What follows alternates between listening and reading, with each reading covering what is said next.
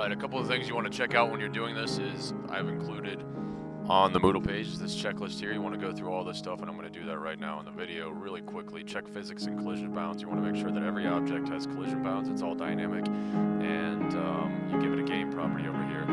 So number 2 on the checklist up here is game property. Does key send a message? So you want to check that first, and one way to do that is when you go to the object that's sending out the message, in this case the key. Over here the game property is key, and right here you hit this little button. When you hover over this, it'll say print debug information for this property. So you click this button right here, you go up to game tab at the top, and you click show debug properties. So when I press play, you're going to see up in the upper left hand corner of the screen it says debug properties cube key. So when I hit this key, you're going to see that disappear. That means that the message was sent out. Now over here,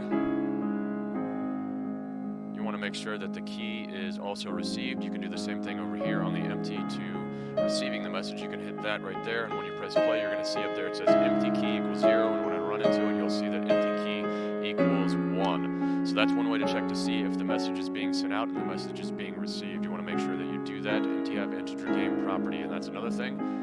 The integer property of the key is on the empty. You want to make sure when you add a standard property, it is always going to be a float. You want to make sure you change that to integer.